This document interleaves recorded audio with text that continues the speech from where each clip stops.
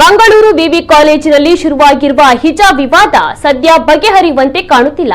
ಕಾಲೇಜಿಗೆ ಹಿಜಾಬ್ ಧರಿಸಿ ಬಂದಿದ್ದ 12 ಮಂದಿ ವಿದ್ಯಾರ್ಥಿನಿಯರನ್ನ ಇಂದು ಪ್ರಾಂಶುಪಾಲರು ಹೊರಕ್ಕೆ ಕಳಿಸಿದ್ದು, ಇದರಿಂದ ಆಕ್ರೋಶಗೊಂಡ ವಿದ್ಯಾರ್ಥಿನಿಯರು ನೇರವಾಗಿ ಜಿಲ್ಲಾಧಿಕಾರಿ ಕಚೇರಿಗೆ ತೆರಳಿ ಅವರಿಗಾಗಿ ಕಾದು ಕುಳಿತರು. ಜಿಲ್ಲಾಧಿಕಾರಿ ರಾಜೇಂದ್ರ ಕೆವಿ ಅವರು ಕಚೇರಿಯಲ್ಲಿ ಹಾಜರಿರದ ಕಾರಣ ವಿದ್ಯಾರ್ಥಿನಿಯರು ಜಿಲ್ಲಾಧಿಕಾರಿಗಳಿಗಾಗಿ ಕಾದು ಕುಳಿತಿದ್ರು. ಬಳಿಕ ವಿವಿ ಕಾಲೇಜು ಪ್ರಾಂಶುಪಾಲೆ ಡಾಕ್ಟರ್ ಅನುಸೂಯ ರೈ ಜಿಲ್ಲಾಧಿಕಾರಿ ಕಚೇರಿಗೆ ಆಗಮಿಸಿದ್ರು. ಈ ವೇಳೆ ಆಗಮಿಸಿದ ಜಿಲ್ಲಾಧಿಕಾರಿ ಪ್ರಾಂಶುಪಾಲರಿಂದ ಮಾಹಿತಿಯನ್ನ ಪಡೆದುಕೊಂಡ್ರು.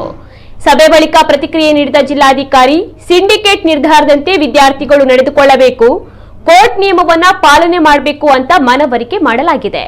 ಕಾಲೇಜು ಒಳಗೆ ಶಾಂತಿ ಭಂಗ ಮಾಡಬಾರದು. ಸಿಂಡಿಕೇಟ್ ನಿರ್ಧಾರವನ್ನ ಜಿಲ್ಲಾ ಮಟ್ಟದಲ್ಲಿ ತೀರ್ಮಾನ ಅಸಾಧ್ಯ. ಸಿಂಡಿಕೇಟ್ನ ನಿರ್ಧಾರದ ಬಗ್ಗೆ ವಿದ್ಯಾರ್ಥಿನಿಯರು ದಾಖಲೆಯನ್ನ ಕೇಳಿದ್ದಾರೆ. ವಿವಾದವನ್ನ ಕಾನೂನು ಮೂಲಕ ಬಗೆಹರಿಸಿಕೊಳ್ಳಬಹುದು ಎಂದು ವಿದ್ಯಾರ್ಥಿಗಳಿಗೆ ಮನವರಿಕೆಯನ್ನ ಮಾಡಲಾಗಿದೆ ಅಂತ ಹೇಳಿದ್ರು. ಇನ್ನು ಕೋರ್ಟ್ ಆದೇಶದ ಬಗ್ಗೆ ಕಾಲೇಜು ತೀರ್ಮಾನಿಸಬೇಕು. ಕ್ಯಾಂಪಸ್ನಲ್ಲಿ ಕಾನೂನು ಕೈಗೆ ತೆಗೆದುಕೊಳ್ಳಬಾರದು, ಕಾಲೇಜಿನಲ್ಲಿ ನಿಯಮ ಉಲ್ಲಂಘನೆ ಮಾಡಬಾರದು ಅಂತ ಹೇಳಿದ್ರು. ಇನ್ನು ಸಭೆಯಲ್ಲಿ ಯಾವುದೇ ನಿರ್ಧಾರ ಆಗಿಲ್ಲ ಎಂದು ಹಿಜಾಬ್ದಾರಿ ವಿದ್ಯಾರ್ಥಿನಿ ಗೌಸಿಯಾ ಅಸಮಾಧಾನವನ್ನ ವ್ಯಕ್ತಪಡಿಸಿದ್ರು. ಜಿಲ್ಲಾಧಿಕಾರಿಗಳ ಜೊತೆ ಮಾತನಾಡಿದೆವು, ಆದ್ರೆ ಅವರ ಮಾತಿನಲ್ಲಿ ಅಸಹಾಯಕತೆ ಇತ್ತು. ಸಿಂಡಿಕೇಟ್ ಸಭೆಯಲ್ಲಿ ಆದೇಶವಾಗಿದೆ, ಹೀಗಾಗಿ ಡಿಸಿಗೆ ಏನು ಮಾಡಲು ಆಗಲ್ಲ ಅಂತ ಗೊತ್ತಾಯ್ತು. ನಿಮ್ಮ ಹತ್ರ ದಾಖಲೆ ಇದ್ರೆ ಕಾನೂನು ಹೋರಾಟ ಮಾಡಿ ಅಂದಿದ್ದಾರೆ. ಕರ್ನಾಟಕದ ಹಿಜಾಬ್ ವಿವಾದಕ್ಕೂ ಮಂಗಳೂರಿನ ವಿವಾದಕ್ಕೂ ಸಂಬಂಧ ಇಲ್ಲ. ಸಿಂಡಿಕೇಟ್ ಆದೇಶ ಎಬಿವಿಪಿ ಒತ್ತಡದಿಂದ ಆದ ಆದೇಶದಂತಿದೆ. ಪ್ರತಿಭಟನೆ ಬಳಿಕವೇ ಪ್ರಾಂಶುಪಾಲರು ಈ ಆದೇಶವನ್ನ ಮಾಡಿದ್ದಾರೆ. ಎಬಿವಿಪಿ ಒತ್ತಡ ಬಿಟ್ರೆ ಇದರಲ್ಲಿ ಹೈಕೋರ್ಟ್ ಆದೇಶ ಪಾಲನೆ ಮಾತ್ರ ಕಾಣ್ತಾನೆ ಇಲ್ಲ. ನಾವು ಕೇಳೋದು, ಎಬಿವಿಪಿ ಒತ್ತಡ ಮುಖ್ಯವಾ, ನಮ್ಮ ಶಿಕ್ಷಣ ಮುಖ್ಯವಾ? ಇದು ಮಂಗಳೂರು ವಿವಿಯಲ್ಲಿ ಮುಗಿಯೋ ವಿಷಯ ಅಂತೂ ಅಲ್ವೇ ಅಲ್ಲ. ನಾವು ಯುಟಿ ಖಾದರ್ ಅವರ ಬಳಿ ಹೋಗಿದ್ದೆವು, ಸರಿಯಾಗಿ ಸ್ಪಂದಿಸಿಲ್ಲ ಎಂದು ಆಕ್ರೋಶವನ್ನ ವ್ಯಕ್ತಪಡಿಸಿದ್ದಾರೆ.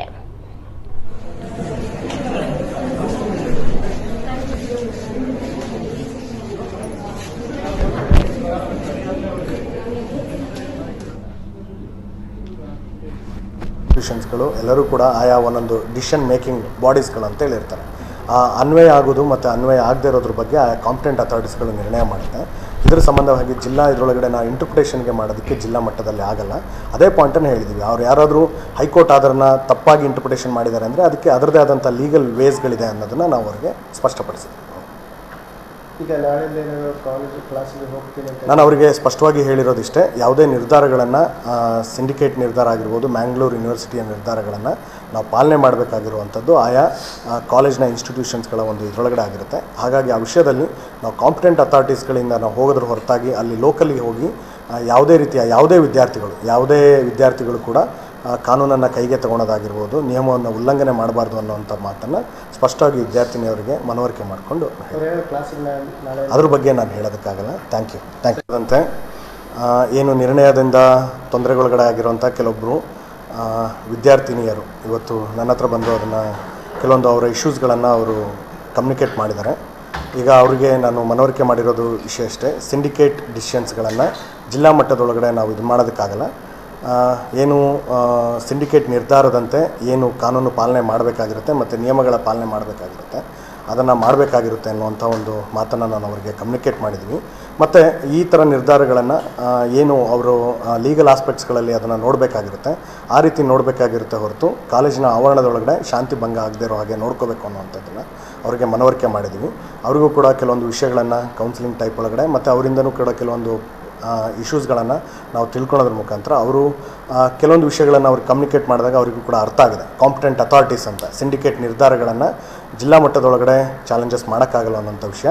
ಮತ್ತು ಅವರು ಕೆಲವೊಂದು ಡೀಟೇಲ್ಸ್ಗಳನ್ನು ಕೇಳಿದ್ದಾರೆ.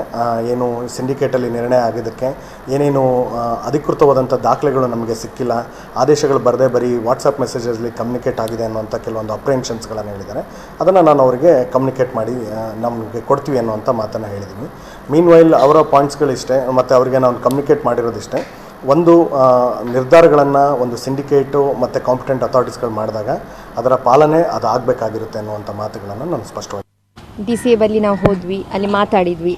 ಅಲ್ಲಿ DCA ಅವ್ರ ಮಾತಿನಲ್ಲಿ ಗೊತ್ತಾಗ್ತದೆ ಅವರ ಅಸಹಾಯಕತೆ. ಯಾಕಂತ ಹೇಳಿದರೆ ಈ ಸಿಂಡಿಕೇಟ್ ಇದು ಆರ್ಡರ್ ಆಗಿರ್ತದೆ, ಇದು ಬಂದಿರುವಂಥದ್ದು ಹೊರತು ಜಿಲ್ಲಾಡಳಿತ ಅಧಿಕಾರಿಗೆ ಏನು ಮಾಡಲಿಕ್ಕೆ ಸಾಧ್ಯ ಇಲ್ಲ ಅಂತ ಹೇಳಿ ಗೊತ್ತಾಯಿತು. ಅವರ ಮಾತಿನ ಪ್ರಕಾರ ನಿಮ್ಮಲ್ಲಿ ಪ್ಯೂರ್ ಆದಂತಹ ಡಾಕ್ಯುಮೆಂಟ್ಸ್ ಇದೆ, ಡಾಕ್ಯುಮೆಂಟ್ರಿ, ಸೊ ನೀವು ಲೀಗಲಾಗಿ ಫೈಟ್ ಮಾಡ್ಬೋದು ಅಂತ ಹೇಳಿ ಅವರೊಂದು ಅಭಿಪ್ರಾಯ. ಮುಂದೆ ಅದೇ ಹೇಳುವಂಥದ್ದು ಏನಂತ ಹೇಳಿದರೆ ಕರ್ನಾಟಕದಲ್ಲಿ ಆಗುವಂಥ ಹಿಜಾಬ್ ವಿವಾದಕ್ಕೂ ಮತ್ತು ನಮ್ಮ ವಿಶ್ವವಿದ್ಯಾಲಯ ಮಂಗಳೂರಲ್ಲಿ ಆಗುವಂಥ ಹಿಜಾಬ್ ವಿವಾದಕ್ಕೂ ಯಾವುದೇ ಏನು ಒಂದು ಸಂಬಂಧ ಇಲ್ಲ.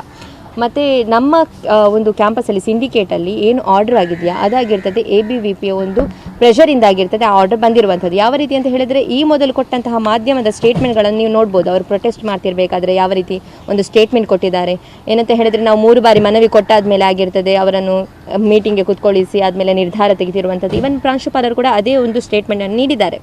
ಸೊ ಇದು ABVPಯ ಪ್ರೆಷರಲ್ಲಾಗಿರ್ತದೆ ಈ ಒಂದು ನಿರ್ಧಾರವನ್ನು ತೆಗೆದ ಹೊರತು ಹೈಕೋರ್ಟ್ ನಮಗೆ ಕಾಣ್ತಾ ಇಲ್ಲ. ಸೊ ಇಲ್ಲಿ ನಾನು ಕೇಳಿರುವಂಥದ್ದು ಈ ಮೊದಲು ಕೇಳಿದಾಗೆ ಎಲ್ಲರೂ ನಮಗೆ ಪ್ರಶ್ನೆ ಹಾಕ್ತಿದ್ರು, ಹಿಜಾಬ್ ಇಂಪಾರ್ಟೆಂಟಾ ಎಜುಕೇಷನ್ ಇಂಪಾರ್ಟೆಂಟ್ ಅಂತ. ಇಲ್ಲಿ ನಾವು ಕೇಳ್ತಿರುವಂಥದ್ದು ABVPಯ ಪ್ರೆಷರ್ ಇಂಪಾರ್ಟೆಂಟ್ ಅಲ್ಲ, ನಮ್ಮ ಎಜುಕೇಷನ್ ಇಂಪಾರ್ಟೆಂಟ್ ಅಂತ ಹೇಳಿ ಕೇಳ್ತಿರುವಂಥದ್ದು.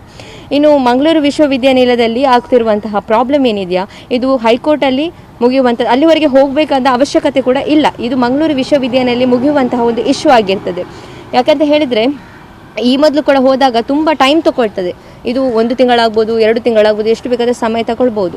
ಇದಕ್ಕೆ ಎಲ್ಲರೂ ಸಹಕರಿಸಿದರೆ ಮಾತ್ರ ಸಾಧ್ಯವಾಗುವಂಥದ್ದು. ಈ ಮೊದಲು ನೋಡ್ಬೋದು ನಾವು ಯಾರ ಬಳಿ ಅಪ್ರೋಚ್ ಆಗಿದ್ದೇವೆ ಅಂತ ಹೇಳಿದರೆ ಪ್ರತಿಯೊಬ್ಬರ ಬಳಿ ಅಪ್ರೋಚ್ ಆಗಿದ್ದೇವೆ. ಈವನ್ UT ಖಾದರ್ ಬಳಿ ಕೂಡ ಅಪ್ರೋಚ್ ಆಗಿದ್ವಿ. ಅವ್ರದ್ದು ಕರೆಕ್ಟಾಗಿ ನಮಗೆ ರೆಸ್ಪಾನ್ಸ್ ಸಿಗಲಿಲ್ಲ. ಒಮ್ಮೆ DC ಹತ್ರ ಮಾತಾಡಲಿಕ್ಕೆ ಹೆಲ್ಪ್ ಮಾಡಿದ್ರೆ ಹೊರತು ಆದಮೇಲೆ ಯಾವುದೇ ಒಂದು ರೆಸ್ಪಾನ್ಸ್ ಸಿಗಲಿಲ್ಲ. ಅವರು ಹೋಗಿ ಅಡ್ಡಿಯರಲ್ಲಿ ಕ್ರಿಕೆಟ್ ಆಡ್ತಾ ಇದ್ದಾರೆ ಅಷ್ಟೇ ಅವರಿಗೆ ಗೊತ್ತಿರುವಂಥದ್ದು. ಇಲ್ಲಿ ಎಲ್ಲ ಧಾರ್ಮಿಕ ಪಂಡಿತರು ಯಾರಿದ್ದಾರೆ, ಮತ್ತು ಎಲ್ಲ ವಿದ್ಯಾರ್ಥಿ ಸಂಘಟನೆಗಳು ಯಾರಿದ್ದಾರೆ, ಮತ್ತು ಯಾರೆಲ್ಲ ಸ್ತ್ರೀಪರ ಮಾತಾಡ್ತಾರೆ, ಮತ್ತು ಯಾರು ಒಂದು ಜಾತ್ಯತೀತರಿದ್ದಾರೆ ಅವರನ್ನು ಓಪನ್ ಆಗಿ ಕರಿತಿದ್ದೇವೆ. ಅವರು ನಮಗೆ ಸೊಲ್ಯೂಷನ್ ತೆಗೆದುಕೊಡುವುದಾದರೆ ಅವರೆಲ್ಲರೂ ಬಂದು ನಮ್ಮ ಜೊತೆ ಸೇರ್ಬೋದು. ಅವ್ರ ಜೊತೆ ನಾವು ಸೇರ್ತೇವೆ ಅಂತ ಹೇಳಿಕೆ ಇಷ್ಟಪಡ್ತಿದ್ದೇನೆ. ಅದೇ ನಾ ಹೇಳಿರುವಂಥದ್ದು, ಕಾನೂನಾತ್ಮಕವಾಗಿ ಹೋದರೂ ತುಂಬ ಟೈಮ್ ತೆಗೀತದೆ. ಈವನ್ ನಮ್ಮ ಈಗಲೇ ನಮ್ಮದು ಎಷ್ಟು ಅಟೆಂಡೆನ್ಸ್ ಹೋಗಿದೆ, ಹಾಜರಾತಿ ಇಲ್ಲದಿದ್ದರೆ ಎಕ್ಸಾಮ್ ಕೂಡ ಬರಲಿಕ್ಕೆ ಆಗೋದಿಲ್ಲ.